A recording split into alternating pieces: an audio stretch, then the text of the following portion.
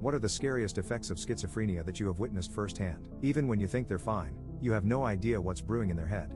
My little brother, now 51 years old, called me about 12 years ago asking for help.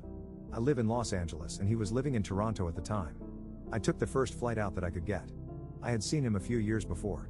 He was happy and confident and extremely successful working for a software company in Silicon Valley. When I arrived in Toronto, I don't think I would have recognized him if he hadn't come towards me calling my name. He was no longer the clean-cut businessman I had last seen. He was extremely skinny, with long hair and a long beard, wearing on clothes. He wouldn't talk or allow me to talk until we were in a hotel room and we had to drive around for quite a while before he decided on a hotel. I will never forget what he told me. With the door locked, he began to tell me stories. He was so frightened, pulled into a fetal position, rocking on the bed as he spoke. He told me how they had planted something in his brain so that they could monitor his thoughts. They had taken his limbs and replaced them with limbs that they could monitor and control. They were watching and listening to him all the time. That was why we couldn't talk at the airport or in the car. He was afraid to ask me to come for him because they had threatened to blow up the plane if I was on it. I listened for a couple of hours and then I suggested that we go to a hospital. I told him that doctors could take a scan of his brain to locate the devices that have been planted there. Then they could operate to take the devices out of his brain. I had hoped that he could still be saved. He went willingly with me. The two of us were together as I explained the situation to the doctor, exactly how my brother had explained it to me. The doctor pulled me aside and asked if I was the afflicted one. When I finally went back to the hotel room, leaving my little brother all alone in the hospital waiting for him to be free from the demons in his brain, I fell apart and cried uncontrollably. I brought my brother back to Los Angeles with me and tried my best for the next 10 years to take care of him. It was harder than I ever could have imagined. There were many sleepless nights. One that I remember was when he believed that he was a movie director for action movies that were played on the internet. For some reason, that required that the TV and the music be turned up as loud as possible. While he entertained imaginary Hollywood big shots on another sleepless night, I was rudely overstaying my welcome at his hotel while sleeping in my bedroom. He would come into the room every few minutes and yell as loudly as possible for me to pay the bill and leave.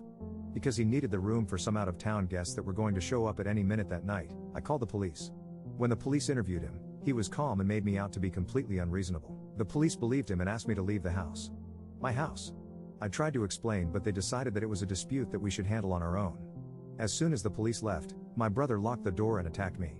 My screams brought the police back immediately, but they had to bust down the doors to get in. They handcuffed my brother and took him to the hospital. Less than an hour later, the hospital called and said there is nothing wrong with your brother, please come pick him up. These sorts of incidents began to happen more and more frequently as my brother decided that he no longer wanted to take his medication because I was the one who was sick. Some of the incidents were terrifying and others were heartbreaking. The more he was in and out of the hospital, the less I was able to concentrate on work. I closed my office and tried to work from home. Things got worse. In his mind, I was an awful person. It didn't matter what I said or did, he would misconstrue it and make me into the villain. Finally, I asked him to leave. He moved out and into a small apartment of his own that brought an entirely new set of problems. He drank and took substances until he couldn't move. His neighbors called the landlord, who called me when he fell flat on his face in the street and bled all over the sidewalks. Once he fell in the bathroom and broke the toilet, flooding the apartment. He ran away to Canada, convinced that I was trying to steal his money, which he had made and saved lots of money before he got sick. Once there, he used up all of his money on substances. He now lives in the streets without a cent to his name. I offered to bring him back to Los Angeles and make sure that he had a comfortable place to live, food and healthcare. He declined. My beautiful, brilliant little brother is gone and now a sad, lonely street person that calls himself by the same name. People don't understand how scary it is to watch someone you love get slowly devoured by their mind.